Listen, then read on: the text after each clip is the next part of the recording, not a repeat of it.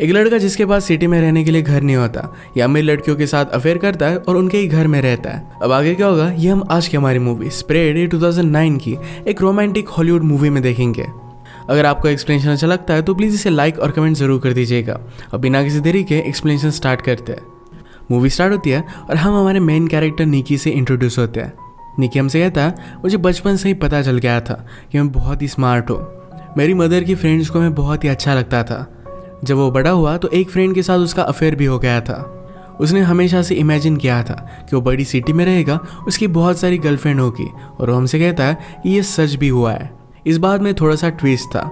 उसके पास खुद की रहने की जगह नहीं थी तो अमीर लड़कियों को ढूंढता रहता था, उन्हीं के साथ वो रहता था। ऐसी ही एक रात उसे हम क्लब में देखते हैं। क्लब की बहुत सारी लड़कियों को ऑलरेडी जानता है क्योंकि उनके साथ उसका अफेयर रह चुका है। उसने एक लड़की को नोटिस किया जिसके पास सारी एक्सपेंसिव चीज़ें थी। हमारी और एक मेन कैरेक्टर है, इसका नाम है समंथा। समंथा को पार्टी से ज़्यादा देख उसके पीछे पीछे चलने लगता है। उसने उसका नाम पूछा, कहता है तुम इतनी जल्दी यहाँ से जा क्यों रही हो, मैं तुम्हें तुम्हारे घर छोड़ सकता हूँ। समंथा उसे ज़्यादा भाव दे नहीं रही थी। उसने कहा कि तुम बहुत क्यूट हो पर मैं तुम्हें घर पर नहीं लेकर जाऊंगी। निकी पूछता है कि क्या तुम्हारी शादी हो गई है। समंथा ने ना कहा। वो फिर पूछता है कि क्या तुम किसी से प्यार करती हो। वो फिर से मना करती है। वो क्लियर करती है कि मैं तुम्हें जानती भी नहीं। ये बात सुनने के बाद निकी उसके पास आ गया। ये दोनों एक दूसरे को किस करते हैं। निकी फिर उसके साथ उसके घर पर आ जाता है। वो हमसे कहता है कि लड़कियों के सामने तुम बहुत ही स्टूपिड सी चीज़ें करो तो उन्हें सेफ लगेगा। उसके पास लड़कियों को हैंडल करने के इस तरीके के बहुत सारे रूल्स थे। इसमें वो सक्सेस होता है और आज रात दोनों इंटीमेट हो गए। सुबह होने पर समंथा निकी को उठाने की कोशिश करती है पर निकी उठता नहीं। ये भी उसकी एक ट्रिक थी ताकि वो यहाँ पर रह सके। उसने सिर्फ उसे थोड़ी सी स्माइल दी। समंथा अपना कार्ड छोड़कर गई थी तो उसने उसके लिए फूल मंगवाए। उसे उतना अच्छा कुकिंग करना आता नहीं पर फिर भी समंथा के लिए वो कुक करता है क्योंकि उसे पता है कि लड़कियों को एफर्ट करने वाले लड़के बहुत अच्छे लगते हैं। समंथा के रात पर घर पर आने पर उसे बहुत ही स्पेशल फील कराता है। वो उसे पूछती है क्या तुम कुछ काम भी करते हो। निकी कहता है कि मैं सब नॉर्मल सी चीज़ें करता हूँ, उठता हूँ, खाता हूँ, पीता हूँ, यही सब एंजॉय करना है उसकी लाइफ है। उसे ज़्यादा कुछ बोलने नहीं देता और ये दोनों फिर से इंटीमेट हो जाते हैं। एक दूसरे के साथ एंजॉय करना यही इनकी लाइफस्टाइल बन चुकी थी। समंथा निकी की लाइफस्टाइल मेंटेन करती है। ये दोनों एक दूसरे के साथ बहुत एंजॉय कर रहे थे। थोड़े दिनों में निकी बोर होने लग गया। समंथा कब घर से बाहर जाए इसका वेट करता था। एक दिन वो कहती है मुझे मीटिंग के लिए न्यूयॉर्क में जाना पड़ेगा, क्या तुम मेरे साथ चलोगे। निकी ने कहा कि मैं तुम्हारे साथ नहीं आ सकता क्योंकि उसे पार्टी करनी थी। उसे ड्रॉप करता है और तुरंत पार्टी की प्लानिंग उसने स्टार्ट कर दी। निकी का एक बहुत ही अच्छा फ्रेंड है जिसका नाम है हैरी। जब निकी के पास रहने के लिए कोई भी जगह नहीं होती तो हैरी के पास ही आ जाता है। निकी हैरी को भी समझा रहा था कि किस तरीके से लड़कियों को हैंडल करना चाहिए। यह पार्टी में निकी की एक्स गर्लफ्रेंड आ जाती है। वो वहाँ पर तमाशा खड़ा करने लग गई। निकी हैरी से कहता है कि जल्दी से इसे घर पर लेकर जाओ वरना मेरी सच्चाई सबको पता चल जाएगी। पार्टी की सब लड़कियों को बता रहा था कि वो बहुत ही बड़ा मिलीनियर है। एक लड़की ने उसे अप्रोच किया और हाउस की टूर के लिए पूछा। टूर देते हुए फाइनली वो बेडरूम तक आ जाता है और दोनों फिर इंटीमेट हो गए। रात में फिर से हैरी और निकी दोनों हैंग आउट कर रहे थे। हैरी कहता है कि तुम्हारी एक्स गर्लफ्रेंड पूछ रही थी कि क्या उसके जाने पर भी तुमने ऐसी ही पार्टी की थी। निकी ने कहा कि क्या तुमने उसे सच बताया। हैरी कहता है कि मेरे पास चॉइस भी नहीं थी। ये सब करते हुए निकी को थोड़ा सा भी बुरा नहीं लगता। वो लड़कियों के फीलिंग्स के बारे में ज़्यादा सोचता नहीं। पार्टी की सब चीज़ें मेड को क्लीन करनी पड़ी और इसी वजह से समंथा को सब कुछ पता चल जाता है। उसने कॉल कर निकी को बताया कि किस दिन वो वापस आने वाली है। निकी आज बहुत सारी लड़कियों को कॉल कर रहा था तो हमसे कहता है कि अगर मैं किसी भी लड़की को कॉल ना करूँ तो मेरा गेम खराब हो जाएगा। उसे हमेशा प्रैक्टिस करनी पड़ती है। ऐसे ही अपनी एक पुरानी फ्रेंड को घर पर बुला लेता है। फ्रेंड पूछती है कि तुम अब किसको फंसा रहे हो। ये दोनों एक दूसरे को बहुत टाइम से जानते थे। वो निकी को पूरी तरह पहचानती थी। उसने कहा कि तुम अगर ऐसे ही करते रहे तो 10 साल में तुम्हारा हाल बहुत ही बुरा होगा। ये सब करने से तुम्हें कोई भी खुशी नहीं मिलती। हम दोनों के बीच में जो भी था ये बहुत ही अच्छा था। उसे निकी के लिए फीलिंग्स थे। उससे कमिटमेंट चाहती थी पर निकी इस बात को थोड़ा सा भी सीरियसली लेता नहीं। ये दोनों फिर इंटीमेट हो गए। वो उससे पूछती है कि क्या हम हमारी रिलेशनशिप को और एक चांस दे सकते हैं। निकी उसे कोई भी जवाब नहीं देता।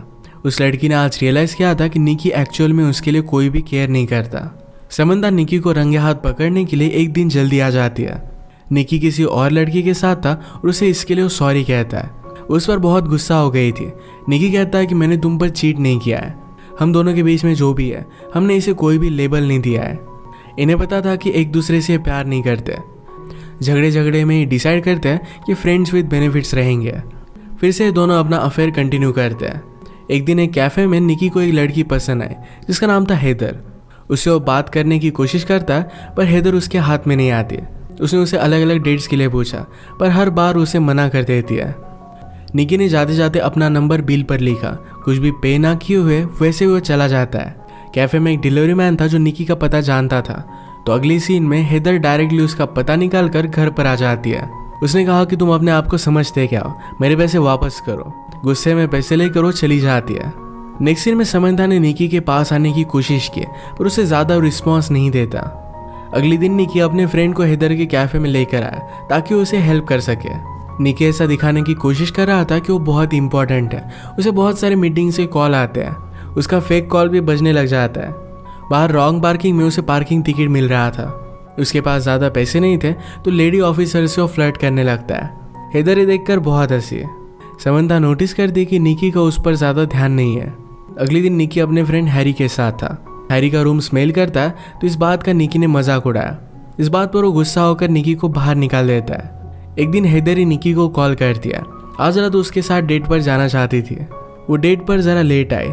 जब ये दोनों बात कर रहे थे तो अचानक से उसे किसी का कॉल आ जाता है। कॉल पर उसने अदर पर्सन को मंकी कहा। इस कॉल के तुरंत बाद वो यहाँ से जाने लग गए। निकी उस पर गुस्सा हो गया पर वो डायरेक्टली चली जाती है। एक दिन समंथा निकी से पूछती कि क्या तुम्हारा किसी के साथ अफेयर चल रहा है। वो इसके लिए उसे मना करता है। समंथा ने कहा कि मुझे हॉस्पिटल छोड़ दो। वो हॉस्पिटल क्यों जा रही थी ये उसे नहीं बताती है। आज़ाद हैदर ने फिर से निकी को कॉल किया। उसे पूछती है कि क्या तुम अकेले हो।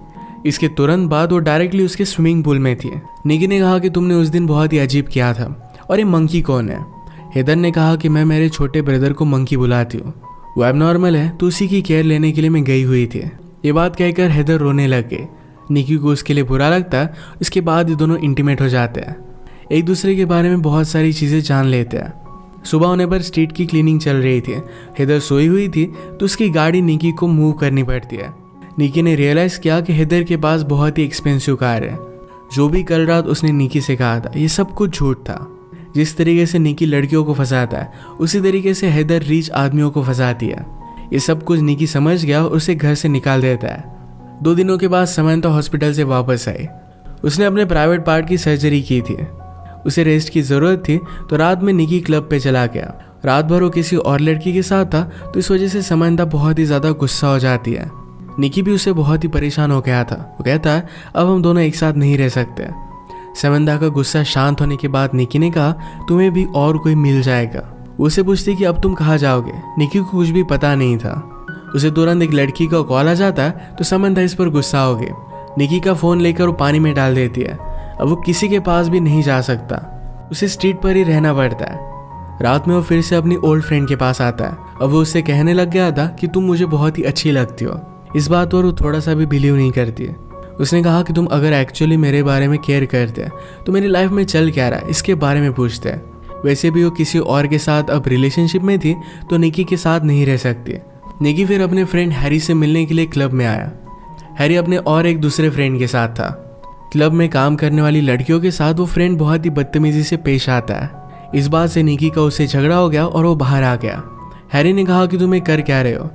निकी ने कहा कि इस तरीके से बिहेवियर अच्छा नहीं होता। हैरी कहता है कि तुम भी एक्चुअल में लड़कियों की फीलिंग्स के बारे में कुछ भी नहीं जानते। मैं मेरी सिस्टर को तुम्हारे पास आने भी ना दूँ। निकी उसकी सिस्टर को लेकर एक गंदी बात करता है और इस वजह से हैरी और निकी में भी फाइट हो गई। अब वो उसके साथ भी नहीं रह सकता। उसने और एक क्लब में जाने का ट्राई किया पर ये प्राइवेट पार्टी थी तो इस वजह से वो जा नहीं पाता। रात में वो अपनी मदर को कॉल करता है। इस सिटी में आने के बाद वो अपने घर पर गया ही नहीं था। मदर पूछती कि क्या वहाँ पर तुम कुछ काम कर रहे हो।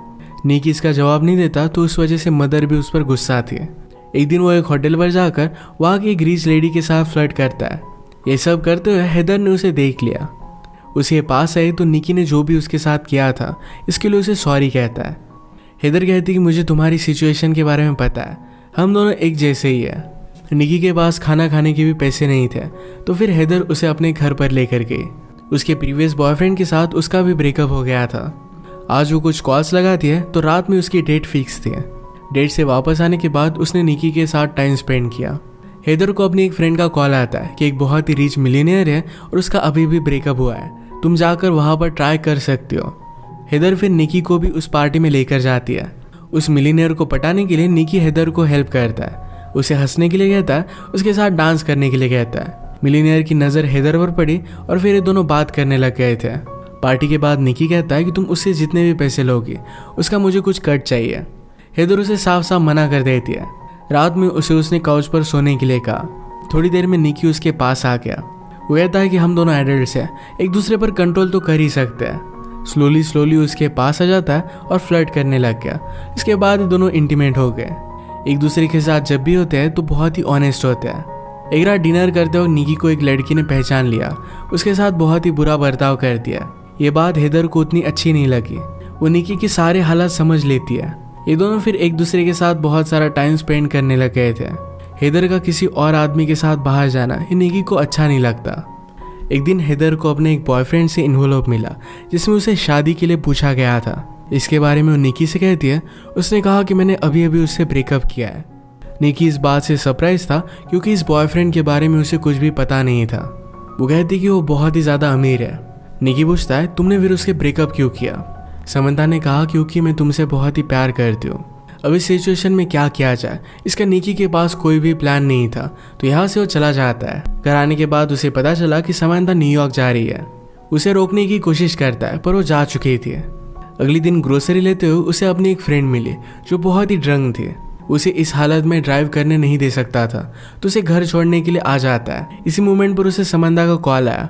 वो कहता है कि प्लीज़ घर पर वापस आ जाओ, मैं कुछ जॉब्स वगैरह कर लूँगा और हम कुछ ना कुछ तो फिगर आउट कर ही लेंगे।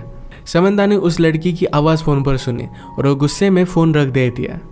निकी को कुछ भी समझ में नहीं आ रहा था कि अब उसे करना क्या चाहिए। उसने हेदर की रूममेट से बात की। उसे एडवाइस करती है कि अब तुम्हें कमिटमेंट दिखानी चाहिए, तुम उसके लिए रिंग वगैरह लेकर जाओ, शादी के लिए उसे प्रपोज करो। निकी को भी आइडिया बहुत ही अच्छा लगता है। वो अपने फ्रेंड हैरी की मदद लेकर एक रिंग बाय करता है। न्यूयॉर्क पहुंचने पर वो देखता है कि हेदर अब एक बहुत ही बड़े हाउस में रह रही थी।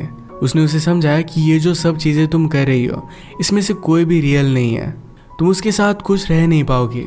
समंता कहती कि हमारे पास कुछ भी पैसे नहीं है, तुम सिर्फ वादे करते हो और उसके बाद तुम कुछ एक्शन नहीं लेते। इसी बात से वो बहुत ही ज़्यादा डरती है। उसने उसे यह भी बताया कि अब मेरी शादी हो गई है।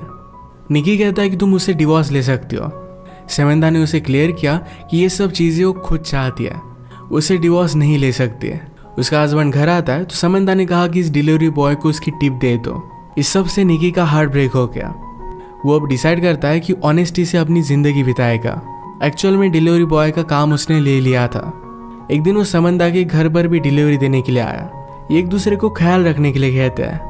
निकी हमसे कहता है, इस सिटी में सबने लेकर मेरे जैसे बहुत सारे लड़के आते रहते हैं। कुछ दिनों के बाद वो वापस चले जाते हैं, पर मैं यहाँ से जाने वाला नहीं। यहाँ रहकर वो ऑनेस्टली फाइट करेगा। रियल प्यार को ढूंढने के लिए वो होपफुल था और इसी के साथ ये मूवी एंड होती है। फाइनली वो सुधर चुका था। अगर आपको एक्सप्लेनेशन अच्छा लगा तो प्लीज़ इसे लाइक और कमेंट ज़रूर कर दीजिएगा। बहुत सारी मूवीज़ लेकर आते रहता हूँ, तो प्लीज़ चैनल को सब्सक्राइब कर दीजिए और बेल नोटिफिकेशन आइकन दबाना मत भूलिएगा। हम फिर से मिलेंगे और एक नए मूवी के साथ। तब तक के लिए थैंक यू और आप अपने आप का ख्याल रखिए।